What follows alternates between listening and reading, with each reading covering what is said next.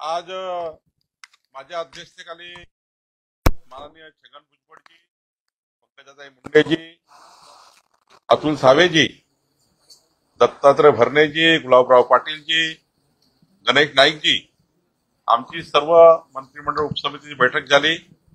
या बैठकीमध्ये ओबीसीच्या ज्या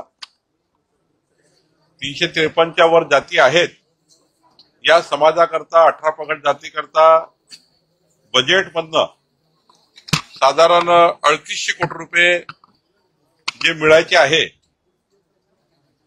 ते डिसेंबरच्या अधिवेशनामध्ये बजेटेड अमाऊंट जो आहे जवळपास 1200 कोटी तर नुसती शिष्यवृत्तीच थांबलेली आहे। तर 3800 कोटी रुपये जे बजेटेड आहे ते बजेटेड पैसे ओबीसी त्या ठिकाणी मंत्रालयाला मिळावे असा एक त्या ठिकाणी चर्चा झाली।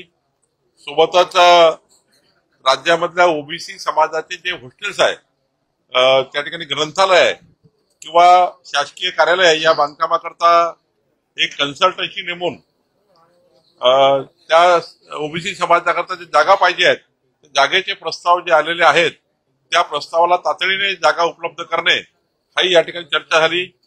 तिसरं महत्वाचं ओबीसी समाजाकरता ज्या केंद्र सरकार राज्य सरकारच्या योजना आहेत त्या योजना समाजाच्या शेवटच्या व्यक्तीपर्यंत पोहोचल्या पाहिजे याकरता मेकॅनिझम तयार करण्याची चर्चा झाली। वित्त विभागाकडे काही विषय प्रलंबित आहेत त्या विषयाला तातडीने मार्गी लावण्याची चर्चा झाली।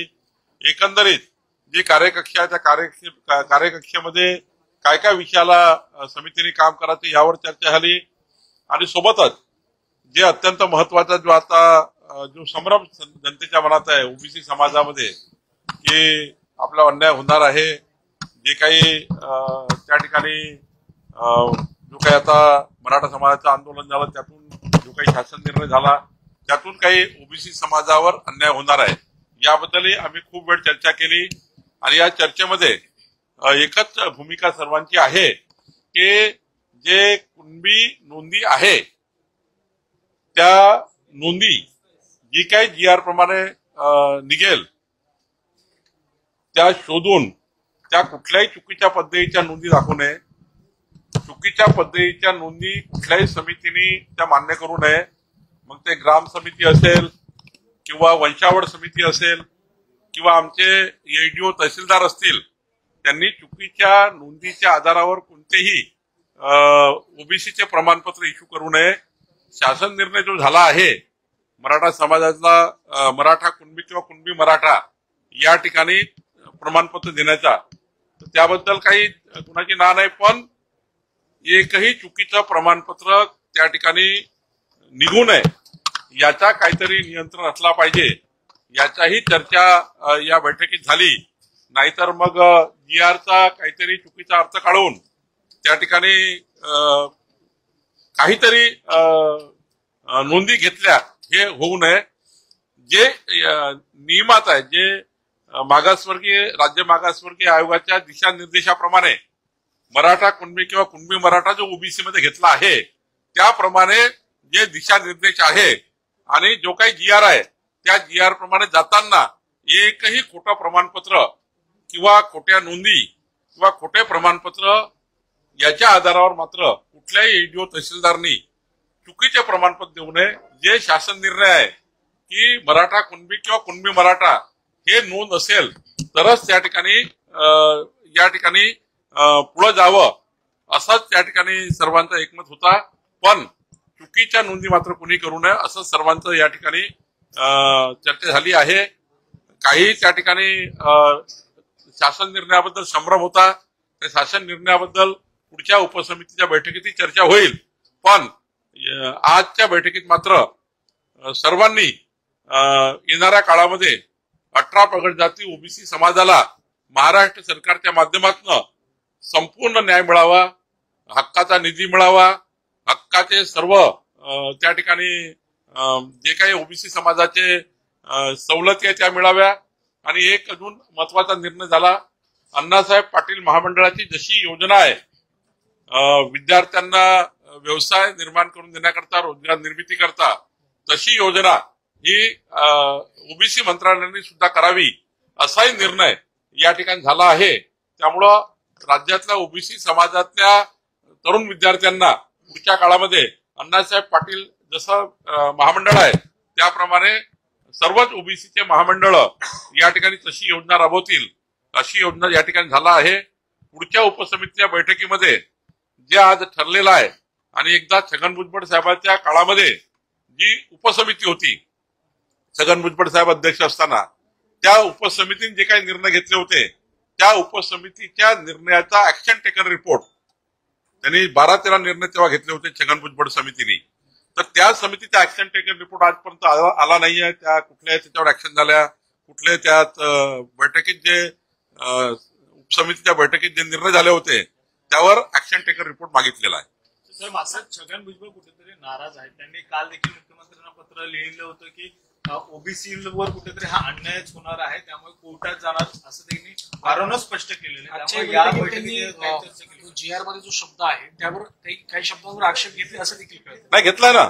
त्यांनी सांगितलं की 2 शासन निर्णय वेगळ्या पद्धतीचे त्यांनी सांगितले की त्या शासन निर्णयामध्ये त्यांना संशय आहे. त्यांना आम्ही त्या ठिकाणी पूर्ण शासन निर्णय त्यांनी वाचला आम्ही वाचला. आमच्या सामाजिक न्यायाचे जे सचिव आहेत त्यांनी त्या ठिकाणी वाचन केलं. पण आमचा सर्वांचा आजच्या बैठकीमध्ये एकच महत्वाचा विषय होता चुकीच्या पद्धतीच्या नोंदीच्या आधारावर कुठल्याही अधिकाऱ्यांनी चुकीचे प्रमाणपत्र देऊ नये. शासन निर्णय जो आहे की ज्याच्याकडे नोंदी आहे एखाद्या वेळेस गाव समिती किंवा कुठलीही समिती कुठल्याही प्रेशर खाली किंवा कुठल्याही दबावाखाली कुठलंही प्रमाणपत्र देऊन त्याच्या आधारावर एडीओ किंवा तहसीलदार जे काही प्रमाणपत्र इश्यू करणार आहे त्यांनी मात्र जसं व्हॅलिडिटी करताना आपण व्हॅलिडिटीचे नियम आहे कास्ट सर्टिफिकेट द्यायचे नियम आहे की कुठली कास्ट सर्टिफिकेट देताना काय काय डॉक्युमेंट बघितले पाहिजे ते सर्व डॉक्युमेंट बघूनच आणि शासन जो निर्णय झाला आहे मराठा समाजांना कुणबी नोंदी ज्यांच्या आहे त्यांना ओबीसी देण्याबद्दलचा त्या शासन निर्णयाचं पालन होतं की नाही याचंही मात्र नियंत्रण केलं गेलं पाहिजे. याच्याही त्या ठिकाणी नियंत्रण काहीतरी झालं पाहिजे असंही समितीचं मत त्या ठिकाणी होतं. हैदराबाद गॅजेटमध्ये ज्या नोंदी नाही अशा मराठ्यांना सुद्धा प्रमाणपत्र द्या अशी एक नवी मागणी आता जरांगे पाटील पुन्हा. नाही असं नाही आहे. शासन निर्णयामध्ये स्पष्टता आहे की कुठली तरी जशी एखादं ऍफिडेव्हिट दिल्यावरही कुठल्या तरी ब्लड रिलेशन मध्ये तुम्हाला कुणबी जातीचा प्रमाणपत्र मिळाला आहे किंवा कुणबी जातीची नोंद आहे शेवटी ऍफिडेव्हिट दिल्यानंतर मात्र त्यांना ऍफिडेव्हिट सोबत ज्यांचे नातेसंबंध आहे त्या नातेसंबंध असणाऱ्या व्यक्तीचा काहीतरी पुरावा कुणबी असल्याचा हा जोडून ते वंशावळ समितीकडे आणि वंशावळ समितीने मग एडीओ कडे या ठिकाणी द्यायचं आहे. त्यामुळं कधी कधी कुठल्याही प्रेशरमध्ये जाऊन कुठलंही प्रमाणपत्र येऊ नये. जे नियमाने प्रमाणपत्र आहे जे कुणबी नोंदी आहे त्यांनाच मात्र प्रमाणपत्र मिळावं असा त्या जीआरचा अर्थ आहे. छगन भुजबळांना जेलमध्ये टाकण्यात यावं असं देखील मनोज जरांगे पाटील म्हणतात. त्यामुळे कसं बघताय कारण की ज्या पद्धतीने खरं तर छगन भुजबळ याला वारंवार विरोध करतात त्यामुळे जरांगे पाटील म्हणतात की त्यांना आता जेलमध्येच टाकावं. नाही जरांगे पाटील काय बोलले त्यांच्या म्हणण्यावर कोणाकोणाला जेलमध्ये टाकायचं आहे हे आता राजकीय भाग होईल. त्यामुळे मी काही राजकीय बोलणार नाही. मी समितीचा अध्यक्ष आहे. त्यामुळं कुणी राज्यामध्ये समाजामध्ये तेढ निर्माण होणार नाही. राज्यामध्ये ओबीसी मराठा समाज समोर येणार नाही. समाजामध्ये असं कोणी वातावरण तयार करू नये. ओबीसी मराठा असे वातावरण तयार करू नये. नियमाने त्या गोष्टी सरकार करताय आणि मला विश्वास आहे माननीय मुख्यमंत्र्यावर माननीय मुख्यमंत्री देवेंद्र फडणवीसजीवर ओबीसी समाजाचा विश्वास आहे की माननीय मुख्यमंत्री देवेंद्र फडणवीसजी ओबीसी समाजावर कुठलाही अन्याय करणार नाही आणि मराठा समाजामध्ये ज्या कुणबी नोंदी आहे त्यांच्याबद्दलही जो स्पष्टता आहे त्याबद्दलही कुठलाही चुकीचा निर्णय होणार नाही. या समितीचा ओबीसीच्या मंत्रिमंडळ उपसमितीचा संपूर्ण विश्वास मुख्यमंत्र्यावर आहे. महाराष्ट्रातल्या 18 पगड जातीचा विश्वास देवेंद्र फडणवीसजीवर आहे. त्यामुळं कुठलाही ओबीसीवर अन्याय होणार नाही याचा मला विश्वास आहे. नोंदी सापडलेल्या आहेत. 58 लाख नोंदी सापडल्या आहेत, त्याची श्वेतपत्रिका काढण्यात आली असं सुद्धा एक मुद्दा आलाच. नाही, 58 लाख नोंदी कुठल्या आहेत? शिंदे समितीने सर्व नोंदी तपासून सर्व नोंदीचा संपूर्ण सर्वेक्षण करून त्या नोंदीबद्दलचा संपूर्ण अहवाल मंत्रिमंडळासमोर सादर केलेला आहे. त्यामुळे एकदा मंत्रिमंडळासमोर शिंदे समितीने अहवाल सादर केला की तो अहवाल क्लोज होतो. तो अहवाल रिओपन होऊ शकत नाही. ऑलरेडी शिंदे समितीने मंत्रिमंडळासमोर किती नोंदी याच्याबद्दलचा ऑलरेडी अहवाल सादर केला आहे. आता 58 लाख वगैरे जो विषय आणताय हा वेगळा विषय आहे. पण ऑलरेडी कुणबी समिती शिंदे साहेबांनी एकनाथ शिंदे साहेबांनी तयार केली होती. त्या समितीचा रिपोर्ट गव्हर्नमेंटकडे आहे. त्यामुळे आता ते रिओपन होऊ शकत नाही. त्याच्यामध्ये आता हे जे नवीन आपण म्हणतो हैदराबाद गॅजेट, याच्यामध्ये काय म्हटलं आहे? हैदराबाद गॅजेटमध्ये आमच्या बैठकीमध्ये जे काही सामाजिक न्याय सचिवांनी सांगितलं की याच्यामध्ये तुम्हाला अफिडेव्हिट दिलं तर काय, अफिडेव्हिटवर एक प्रमाणपत्र द्यावं लागेल कुणाच तरी. म्हणजे मी अफिडेव्हिटवर सांगितलं की कुणबी जातीचा आहे, कुणबी नोंद आहे माझी, पण तुमच्या नातेसंबंधात तुमच्या ब्लड रिलेशन मध्ये तुम्ही कुठली तरी नोंद आहे का याचा सुद्धा पुरावा अफिडेव्हिट सोबत जोडावा लागेल आणि तो गाव समितीने आणि तो वंशावळ समितीने मान्य करावा लागेल. मगच त्या ठिकाणी एडीओ प्रमाणपत्र देईल. राजकीय आघाड्यांनी अनेक आक्षेप घेतलेले आहेत. या आक्षेपांना घेऊन ते कोर्टात जाणार म्हणतात, तर त्यांचं मन वळवण्यात समितीला नाही, प्रत्येकाचा अधिकार त्यांना आहे. भुजबळांनी काय करावं त्यांना अधिकार प्राप्त आहे. ही समिती जी आहे ही एका पॅरामीटरवर काम करणार आहे. ही समिती ओबीसी समाजावर अन्याय होणार नाही किंवा शासनाने मान्य केलेल्या ओबीसी समाजाच्या सोयी सवलती, जसं आता जे बजेट अलॉट केलं होतं ओबीसीच्या मंत्रालयाला 750 कोटी, त्यातलं 10% किंवा 20% निधी डिस्बर्स झाला. हा 100% निधी मार्चपर्यंत मिळाला पाहिजे. याकरता ओबीसी मंत्रालयाला आणि वित्त मंत्रालयामध्ये समन्वय करायचा आहे. 3,500 कोटी रुपये आजच्या डेटला 3,500 कोटी रुपये सरकारने ओबीसी मंत्रालयाला द्यायचे आहे. त्याबद्दलच्याही महत्वाचे विषय या ठिकाणी चर्चेला झाले.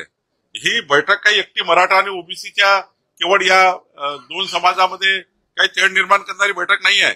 या बैठकीमध्ये संपूर्ण सांगोपांग योजना म्हणजे जवळपास 12-14 विषयावर चर्चा झाली आहे आणि मंत्री छगन भुजबळ साहेब अध्यक्ष असताना त्याही उपसमितीने घेतलेल्या निर्णयावर चर्चा झाली आहे. त्यामुळं ही स्पष्टता आहे, ही मंत्रिमंडळ उपसमिती महाराष्ट्राच्या 18 पगड जाती 12 बोलतेदार समाजाला न्याय देण्याकरता आमचं सरकार, देवेंद्र फडणवीस सरकार, एकनाथजी अजितदादा सोबत आम्ही या ठिकाणी या ओबीसी समाजाला न्याय मिळवून देण्याकरता या समितीची जी कॅबिनेट सब कमिटीची पूर्ण काम त्यावर आम्ही करणार आहोत. असं आहे की दोन्ही बंधू जे आहेत ते पुन्हा एकदा एकत्र आले आणि मुंबई महापालिकेच्या अनुषंगाने त्यांनी मोर्चे बांधणी आता सुरू केलेली आहे. कशा जागा वाटपात करता येतील रणनीती आता सुरू झाली. मी यापूर्वीच सांगितलं आहे आणि आमच्या भारतीय जनता पार्टीचा आम्ही जो काही आमच्या कोर ग्रुप किंवा आम्ही जे काही आमचा पक्ष आहे आमच्या सर्वांकडून त्यांना शुभेच्छा आहे. त्यांनी एकत्र यावं, एकत्र लढावं, पारिवारिकही एकत्र यावं, घरगुती एकत्र यावं, कौटुंबिकही एकत्र यावं आणि राजकारणात एकत्र यावं. आमचा काही त्याबद्दल ना आमचा त्यांनी निर्णय घ्यायचा राजकीय. शेवटी राजसाहेब आणि उद्धव ठाकरे साहेब वेगळे का झाले? राजकीय कारणाने झाले. राजकारणात त्यांचं पटलं नाही, वेगळे झाले. आता राजकारणात त्यांचं पटायला लागलं, एकत्र आले. त्याच्याबद्दल आमचा तिसऱ्यांचा बोलाचा काय अधिकार आहे? याच्या मधात वेगळे झाले कुठल्या कारणाने झाले होते? राजकीय कारणाने झाले होते. एकत्र का आले तर राजकीय कारणाने आले. त्याच्या मधात बावनकुळेचा का प्रश्न आहे? उपराष्ट्रपती पदाची निवडणूक पार पडलेली आहे.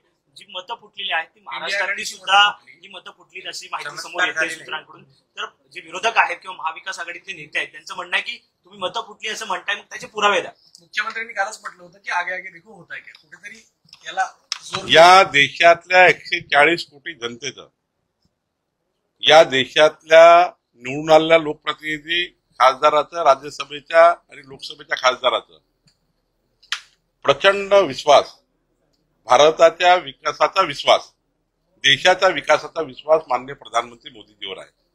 आणि पुन्हा एकदा या देशाने दाखवून दिलेला आहे या निवडणुकीत की एनडीए प्रचंड मजबूत आहे. उलट ज्यांनी या राष्ट्रपती उपराष्ट्रपती पदामध्ये आम्हाला एनडीएचे मतं फोडायचे आहे, एनडीएचे मतं आम्ही तोडू आणि आमचा उपराष्ट्रपती निवडून आणू, त्यांनी असं म्हटलं होतं, त्यांनी अशा वल्गना केल्या होत्या. खरं तर त्यांनी आता महाविकास आघाडीच्या नेत्यांनी आणि वरच्या त्यांच्या संपूर्ण राहुल गांधींनी आता आत्मपरीक्षण केलं पाहिजे की अवैध मतं कुणाची आहेत. त्यानंतर त्यांना कमी जे 300 मतं मिळाले, कमी मतं का मिळाले, कुणाचे मतं गेलेत. मला असं वाटतं की ते अजूनही आत्मपरीक्षण करत नाही आहे. लोकप्रतिनिधी मोदींच्या मागे आहे, खासदार मोदींच्या मागे उभे आहेत, लोकसभा मोदींच्या मागे उभी आहे, राज्यसभा मोदींच्या मागे उभी आहे. आणि पुन्हा हे सिद्ध झालं आहे की या देशामध्ये भारताच्या विकासाचा जर केंद्रबिंदू काय आहे तर माननीय पंतप्रधान मोदीजी आहे. हे राज्यसभेच्या लोकसभेच्या खासदारांनी पुन्हा एकदा सरकार एनडीएला मतदान करून दाखवून दिलेलं आहे. त्यामुळे त्यांना आत्मपरीक्षण करायचं आहे. ते आता उलटे पडलेले आहेत. त्यांना त्यांचे मतं तपासायचे, जे कोणते मतं कुठे गेले हे त्यांनी आता आत्मपरीक्षण केलं पाहिजे. जनसुरक्षेच्या मुद्द्यावरून महाविकास आघाडी जी आहे ती राज्यभर आंदोलन करते. सुप्रिया सुळे सुद्धा आंदोलनात सहभागी झालेल्या पुण्यामध्ये आपल्याला पाहायला मिळाल्या. जनसुरक्षा कायद्याचा जो ड्राफ्ट तयार झाला त्याचे तुम्ही अध्यक्ष होतात त्या समितीचे, काय करते? आणि उद्धव जनसुरक्षा विधेयकाच्या कायद्याच्या संयुक्त समितीचा अध्यक्ष मी होतो. आणि त्या समितीमध्ये नाना पटोलेजी, विजय वडेट्टीवारजी, शशिकांत शिंदेजी, त्यानंतर शिवसेनेचे सर्व, उद्धव ठाकरे गटाचे भास्कर जाधव, त्यानंतर राष्ट्रवादीचे जयंत पाटील साहेब, आव्हाडजी, जितेंद्र आव्हाडजी सर्व होते. त्यांनी मांडलेल्या प्रत्येक मुद्द्याचं सविस्तर प्रेझेंटेशन जॉईंट सिलेक्शन कमिटी समोर झालं आणि त्यांनी समाधान व्यक्त केलं.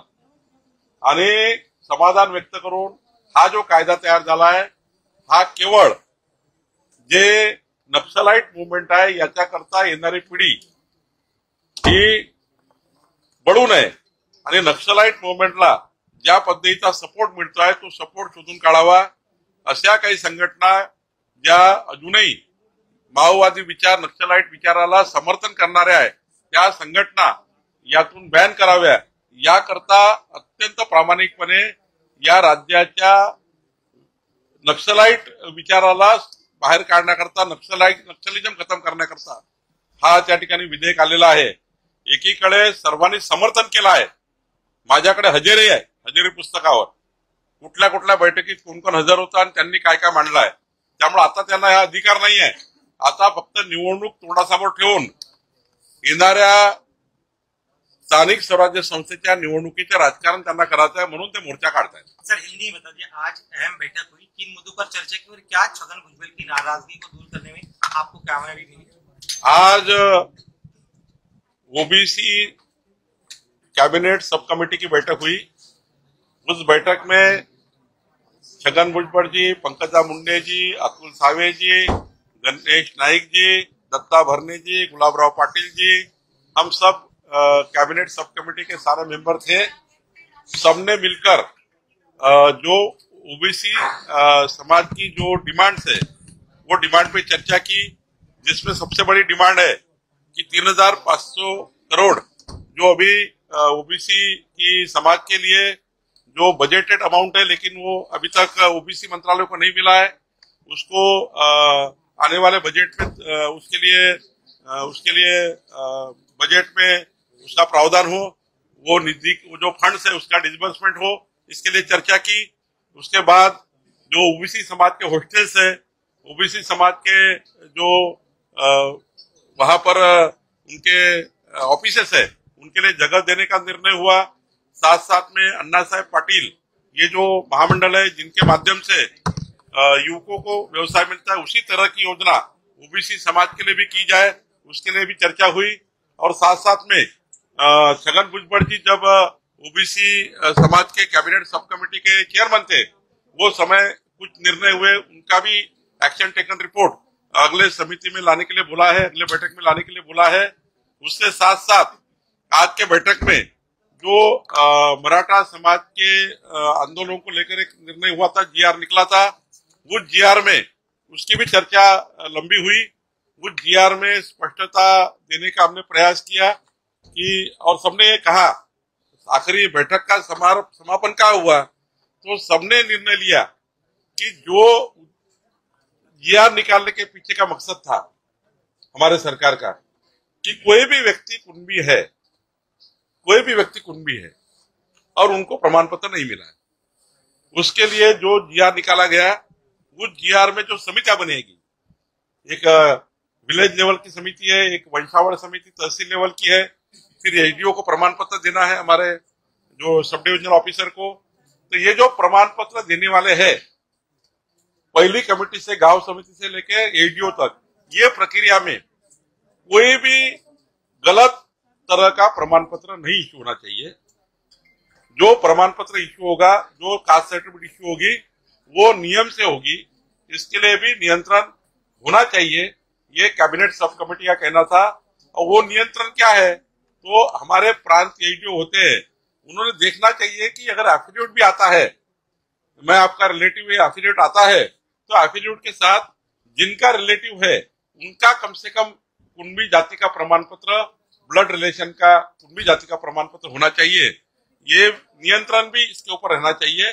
नहीं तो कोई भी जाके कल इतनी सर्टिफिकेट गलत निकली है, फिर उसका एक कोई व्हाइट बुक निकालो, फिर उसकी एक पूरी इंक्वायरी करो, ये नहीं होना चाहिए। जो भी सर्टिफिकेट इश्यू करने वाला ऑफिसर है, उसने सारे जीआर के हिसाब से, जो जीआर निकला है मराठा समाज के लिए कुणबी डालने का, कुणबी के लेकर ओबीसी में डालने के लिए, वो जीआर को कोई भी गलत पद्धति से यूज ना करे, वो जीआर का ईमानदारी से पालन हो, ये भी चर्चा इस सब कमेटी में हुई है। कोर्ट में जाने की बात कर रहे, सरकार का हिस्सा होने के बावजूद वो इस तरह से सरकार के खिलाफ भूमिका ले रहे हैं। नहीं, देखिए, हर व्यक्ति को व्यक्तिगत अधिकार तो है, उनको कोर्ट में जाना है, कोर्ट में क्या बताना है वो उनका अधिकार है। लेकिन कैबिनेट सब कमेटी के सामने जीआर का वर्ड सेंटेंस पढ़ा गया, और जिसमें स्पष्टता के रूप से सामाजिक न्याय सचिव ने कहा कि इसमें एफिडेविट भी, अगर किसी का ब्लड रिलेशन का प्रमाण पत्र साथ में लगेगा, आपके पास प्रमाण पत्र नहीं लेकिन आपके भाई के पास है, तो आप एफिडेविट देंगे कि मेरे भाई के पास सर्टिफिकेट है, वो जोड़ेंगे, तब जाकर हमारे जो अधिकारी है वो सर्टिफिकेट देंगे, इसे मिलना चाहिए। यही भूमिका कैबिनेट सब कमेटी की है। और मुझे लगता है मराठा सब कमेटी जो कैबिनेट की है, उनका हिसाब से जो जीआर निकला, वो जीआर का अर्थ भी ऐसा ही निकलता है। इसके अलावा नेपाल जैसी स्थिति भारत की भी हो सकती है, अलर्ट रहने की, तो इस तरह की बात संजय राउत ने कही है, एक तरह से डर जता रहे कि यहाँ पे भी वैसी होगा। अब संजय राउत को शायद वो नेपाल जाके आए क्या मुझे मालूम नहीं, नेपाल में दौरा किया क्या उन्होंने मालूम नहीं मुझे। कहा नेपाल, कहा भारत देश, कहा संस्कृति को देखते हैं आप। भारत की संस्कृति ऐसी है, भारत में 140 करोड़ लोग जिस संस्कार के हैं, ये संस्कार ऐसे है, ये भगवान प्रभु रामचंद्र का देश है, भगवान श्री कृष्ण का देश है, भगवान तथागत गौतम बुद्ध का देश है। ये देश में संस्कार क्या है। और ऐसे कोई हमारी जो महामानव डॉक्टर बाबा साहेब अम्बेडकर जी ने जो संविधान बनाया है, वो इतना मजबूत बनाया है कि हमारी जो संविधान है पूरा विश्व इसका अनुकरण कर रहा है। 140 करोड़ भारतीय जिस संविधान से जुड़े हुए हैं, जिस संविधान को लेकर काम करते हैं, हमारे प्रधानमंत्री जी संविधान को लेकर जिस प्रकार से देश को मजबूत कर रहे हैं, संजय राउत जी जरा ऐसी अराजकता निर्माण करने वाली भाषा आपको जस्ती नहीं है। नेपाल भारत बनेगा, नेपाल जैसी स्थिति भारत में बनेगी, ऐसी अराजकता निर्माण करने वाली बात इस भारत देश में नहीं करनी चाहिए। और भारत देश के इस जो ये संविधान है, ये संविधान से हमारा भारत देश इतना मजबूत है कि संजय राउत जी, ये आपका जो आपके मन में आता है, रात में मुझे मालूम नहीं उनको क्या दिखता है, सवेरे बोलते हो, तो मुझे लगता है कि ऐसा नहीं बोलना चाहिए। सर, पश्चिम महाराष्ट्रातील लोकांमध्ये एक संभ्रम आहे की त्यांना सातारा गॅजेट प्रमाणे जात प्रमाणपत्र मिळणार आहे, दुसरीकडे बेळगाव जे गॅजेट आहे त्याच्या प्रबंधात मिळणार की नाही मिळणार याबाबत संभ्रम आहे. राज्य मागासवर्ग आयोगाने मराठा कुणबी किंवा कुणबी मराठा हा जो समाज ही जे जातीचा दाखला देण्यासाठी ओबीसी मध्ये जे काय दिशानिर्देश दिले आहेत, सर्वात महत्वाचं काय राज्य मागासवर्ग आयोग, राज्य मागास आयोगाने जेव्हा ओबीसी समाजाचा समावेश केला मराठा कुणबी किंवा कुणबी मराठा त्यावेळी दिशानिर्देश दिलाय तुम्हाला कसा प्रमाणपत्र दिला पाहिजे, काय दिला पाहिजे, किंवा तेव्हा जे काही ओबीसी समाजाचा मराठा जातीचा समावेश करताना जे काय आधार घेतला आहे त्या आधारावर काम होतं. त्यामुळे मला असं वाटतं कुठल्याही आपल्या कायदेतज्ञ आहे किंवा राज्याचं लॉ ज्युडिशरी डिपार्टमेंट आहे किंवा सुप्रीम कोर्ट आणि हायकोर्टाचे निकाल आहे, राज्य मागासवर्ग आयोगाचे दिशानिर्देश आहे, या सर्वांचं पालन करून आपल्याला पुढे जावं लागतं. वाइस प्रेसिडेंट बनने किस तरह से बधाई देंगे लगातार और 19 वोट्स जो है वो विपक्ष के। देखिए, मैं सारे राज्यसभा और लोकसभा के जो हमारे सांसद हैं उनका बहुत बहुत अभिनंदन करता हूँ. माननीय पंतप्रधान नरेंद्र मोदी जी के नेतृत्व में विकसित भारत का जो संकल्प मोदी जी ने किया है वो संकल्प को आज फिर एक बार इस देश ने बहुमत दे दिया है और ये फिर एक बार बड़ा मैंडेट मोदी जी को मिला है. और उपराष्ट्रपति का जो चुनाव हुआ है, हमारे राज्यपाल जी राधाकृष्णन जी, इनको आज उपराष्ट्रपति बनाया गया जो चुन कर आए बहुत भारी वोटों से. हमारे एनडीए से ज्यादा वोट हमें मिले. अब तो यूपी वाले और जो महाविकास आघाड़ी के नेता इन्होंने आत्मपरीक्षण करना चाहिए. 15 वोट किसके खराब हुए, जो हमें एनडीए को वोट मिले वो किसके वोट मिले, उनका जवाबदारी हमारी जवाबदारी नहीं है, वो देखते बैठेंगे. लेकिन माननीय प्रधानमंत्री मोदी जी को फिर एक बार मैंडेट मिला है.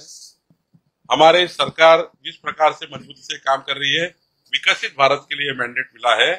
मुझे लगता है अब फिर एक बार भारत देश पूरी ताकत से हमारी सरकार मजबूती से काम करेगी. हमारा पूरा देश, हमारे सांसद, हमारे सारे वोट्स करने वाले जो सांसद है राज्यसभा लोकसभा के, उनका भी मैं बहुत बहुत अभिनंदन करता हूँ. और हमारे उपराष्ट्रपति राधाकृष्णन जी, इनका भी मैं बहुत बहुत अभिनंदन करता हूँ. ठाण्यामध्ये गणेश नाईकांनी काल एक उदाहरण दिलं. त्यांचं असं म्हणणं आहे की ठाण्यातील रावणाचे आम्हाला आता दहन करायचं आहे महापालिकेमध्ये. एकूणच वर्चस्व कुठेतरी एकनाथ शिंदेचं आहे आणि त्यामुळे पुन्हा एकदा द्वंद्व सुरू झालंय. लढाई पुन्हा सुरू होते असं त्याने असे म्हटले युतीचा सन्मान नाही राखला जाईल तर युतीला विरोध करणारा पहिला मी असेल. ऐसा है कि भारतीय जनता पार्टीची आणि आमचे मुख्यमंत्री देवेंद्र फडणवीस जी, आमची सर्वांची भूमिका ही महायुतीची आहे. आणि ज्या ठिकाणी महायुती होऊ शकत नाही किंवा काही त्या ठिकाणी थोडा मनभेद आहे किंवा मतभेद आहे, त्या ठिकाणी आम्ही असे कुठलेही स्टेटमेंट करणार नाही जे महायुतीला घातक होतील. आणि आमच्याकडनंही कुणी असं स्टेटमेंट करू नये, कारण महायुती ही अत्यंत आमच्याकरता प्राथमिक आहे, प्रथम प्राधान्यावर आहे. आम्ही प्रायमरी प्राधान्य दिलेलं आहे आणि टॉप प्राधान्य महायुतीला दिलेलं आहे. त्यामुळं कुणी या राज्यामध्ये महायुतीला किंवा महायुतीच्या नेत्यांना किंवा महायुतीमधील पक्षांना आपसामध्ये मनभेद तयार होणार नाही. एखादा मतभेद राहू शकाल, पण मनभेद तयार होणार नाही अशी कृती कुणी करू नये असं आम्ही सर्वांना, आमच्या नेत्यांना आणि आमच्या पक्षाच्या मिटिंगमध्ये आणि कोर ग्रुपच्या बैठकीमध्ये माननीय मुख्यमंत्र्यांनी आणि निर्देश दिलेले आहेत. आणि त्यामुळं केंद्र स्तरापासून राज्य स्तरापर्यंत भाजपाचा हाच भूमिका आहे. महायुती आम्ही त्या ठिकाणी कायम ठेवू. काल भुजबळ साहेबांनी जी प्रेस घेतली त्याच्यामध्ये म्हटलं होतं की प्रमाणपत्र दाखवलेली, म्हणजे जे त्यांनी पत्र दिले समजा परिषदेवर सीएम साहेबांना, त्याच्यामध्ये असं म्हटलं की जे जी आर काढला त्यावेळेस सुनावणी घेतल्या गेल्या नाहीत, प्रगती नोंदी घेतल्या नव्हत्या, त्यामुळे हा गॅजेट किती उपयोगात येईल हा प्रश्न आहे. दुसरा मुद्दा असा त्यांनी उपस्थित केला होता की मुळात गॅजेटचं इम्प्लिमेंट करताना कुठलेही आरक्षण देताना सामाजिक मागास असणं गरजेचं आहे.